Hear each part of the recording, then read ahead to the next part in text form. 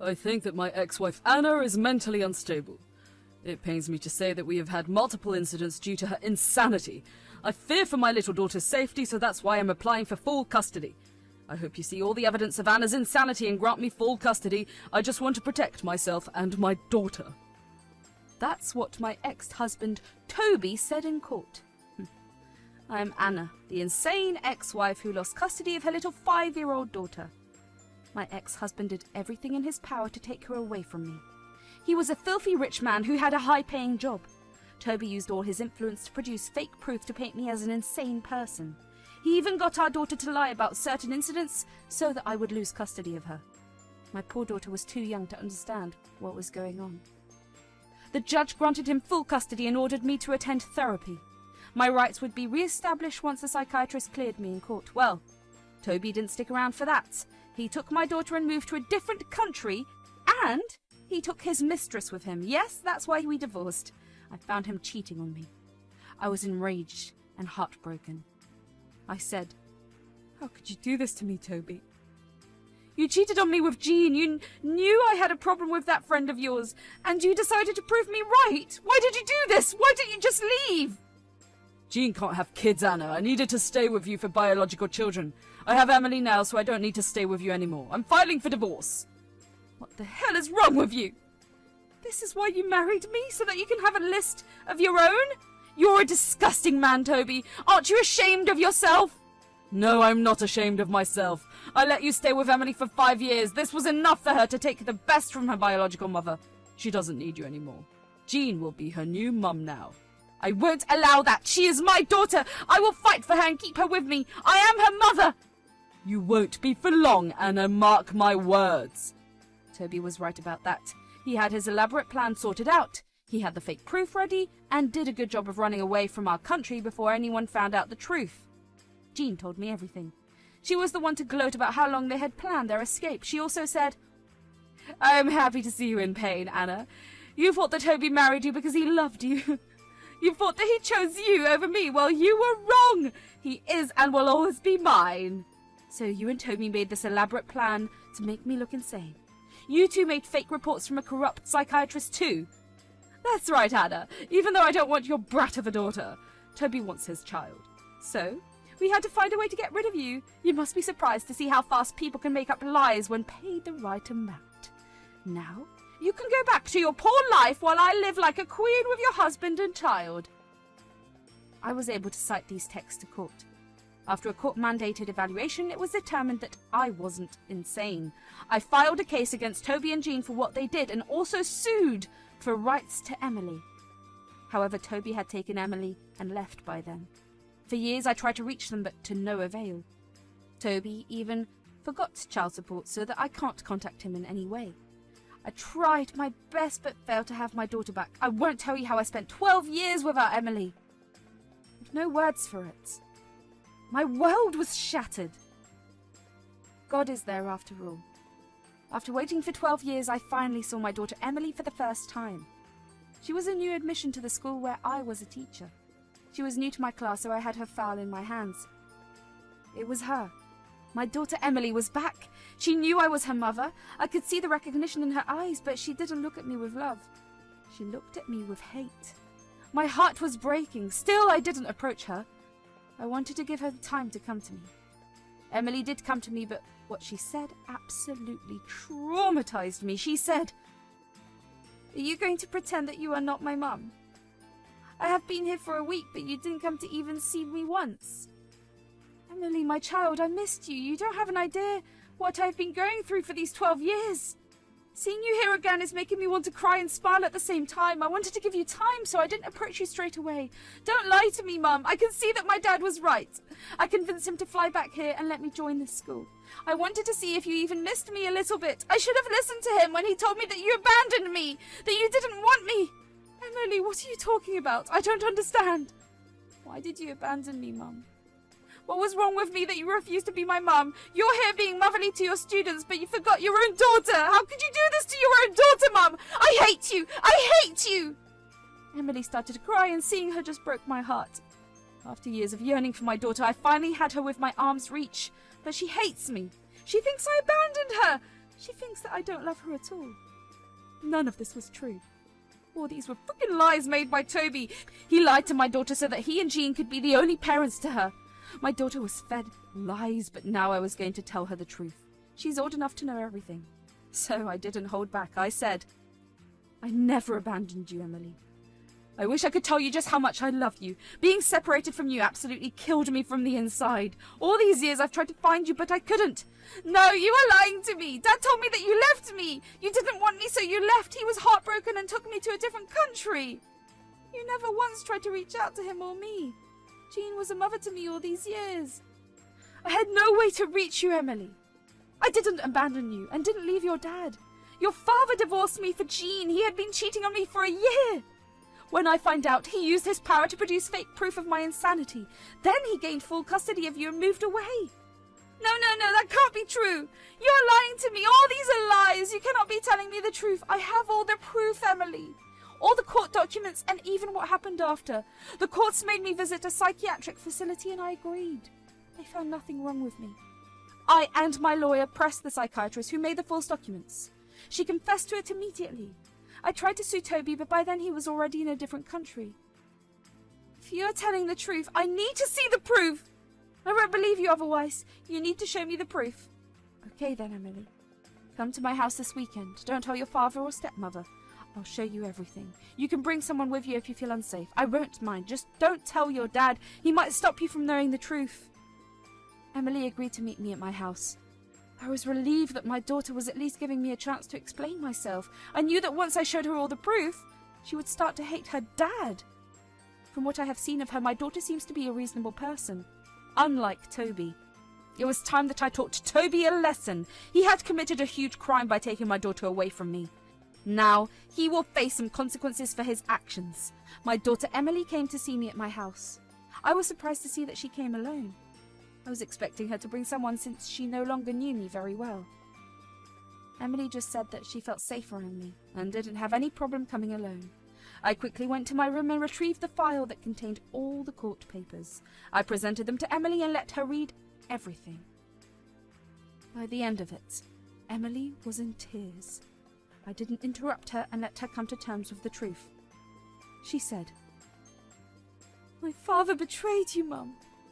And he betrayed me. Oh my God, I used to love this man. I always told everyone how proud I am of my father, how he raised me when my mum left. Everything was a lie.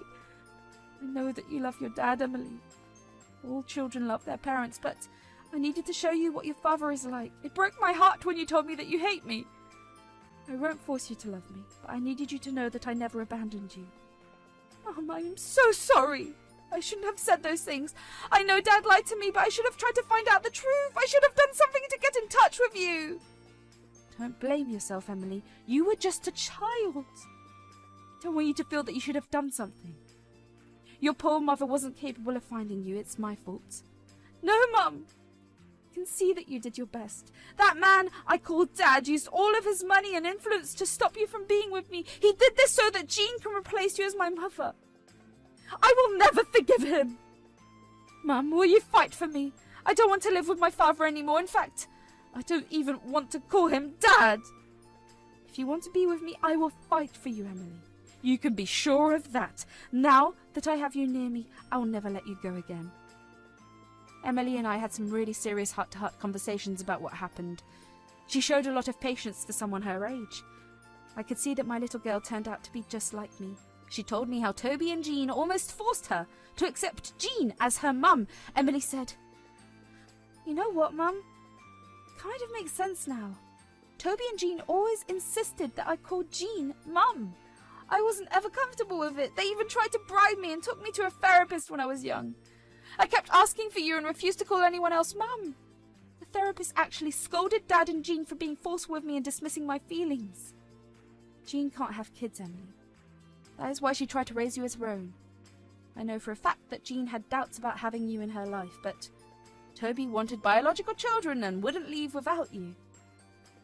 Thoroughly disgusted with that man! He used you just because he wanted a biological child! People like this make me want to hell. Toby and Jean are both horrible people. I don't even want to see their faces anymore. I don't want to go home.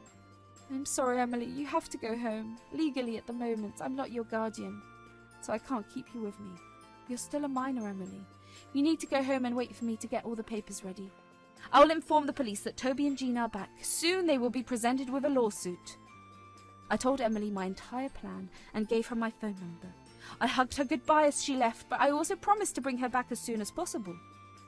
Then I called my lawyer and told him to proceed with the case. Soon Toby and Jean will be served with a good dose of justice. My lawyers were already prepared with all the papers. I had informed them about the situation as soon as I saw Emily's name pop up in my class, so they had all the documents prepared beforehand. 2 days after Emily came to know about the truth, I got a call from an unknown number.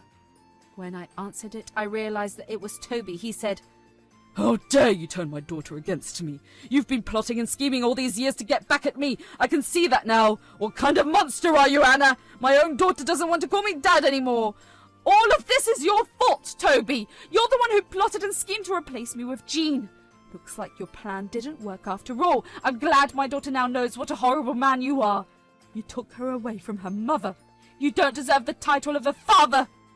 How dare you say that? I raised her for 12 years. She cannot abandon me for you. I won't allow it. I'm her legal guardian and she is still a minor. Emily will never be yours." We'll see about that soon, Toby. First of all, Emily is only a year away from turning 18. Once that happens, she would be free to live with whoever she pleases. From the looks of it, she doesn't even want to see your face anymore. Who knows, I might actually end up living with my daughter very soon. No, that will never happen. You're just trying to scare me. You have no rights over her, Anna. You cannot take her away from me. You can't do it. I will go to the police and ruin your life again. The courts won't listen to you. I think it's a little too late for that, Toby. I'll be the one going to the police and ruining your life. Do you have any idea that the police were trying to track you down? Now that I have your information, my lawyer will be contacting you about a lawsuit. About how you used fake documents to prove my fake insanity. Soon, the court will punish you for what you did. I said that and hung up on Toby. I had zero interest in hearing him yell profanities at me. Instead, I called Emily and comforted her while she cried about what happened. Her father had been harassing her for getting in touch with me. Toby was also furious about the lawsuit and yelled at Emily for ruining his life. Jean joined him as well. Hearing her cry on the phone sent me into a fit of rage. I called my lawyer and immediately went over to Toby's new address. I also took my lawyer to avoid unnecessary trouble. I called my daughter and told her to come with me. Toby and Jean came to the door and said, "No! I won't allow Emily to leave this house. She is my daughter. She's not going anywhere. You have no rights over her." Is that so, Toby? Have you forgotten the fact that I am still legally her mother?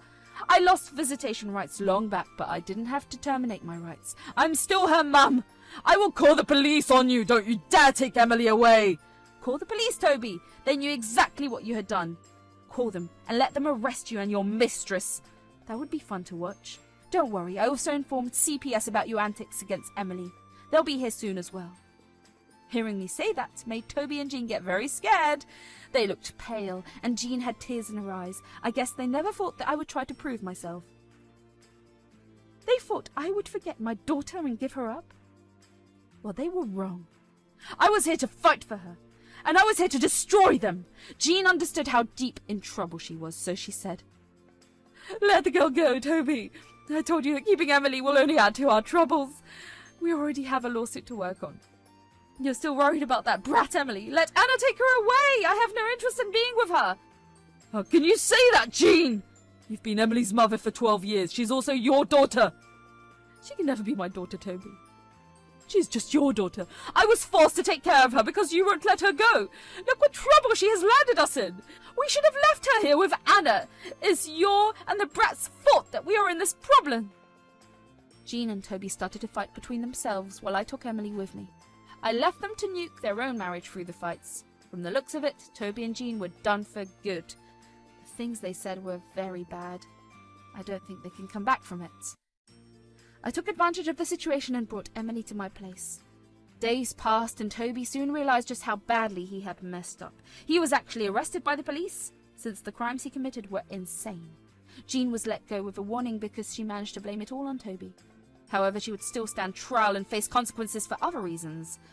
I guess I forgot to mention that I filed a case for alienation of affection against her. That idea was given to me by my lawyer. She's a champ. Emily came to live with me since Toby was in jail. Jean told the authorities that she wanted nothing to do with her. Toby begged to see and talk to Emily, but she refused to hear him out. She didn't even go back to him when he was released on bail. At the end of the court case, Toby escaped prison. But he had to pay me a hefty amount in damages. By then, Emily had already turned 18 and was living permanently with me. With Toby's bail and money paid for damages, his bank took a serious hit. He was let go from his job because of his criminal record. Last I heard, he was trying to find a minimum wage job, since they are the only ones considering applicants with criminal charges. Meanwhile, Emily has joined a college nearby and is still staying with me. We're both spending a lot of time together and slowly making up for the time we have lost.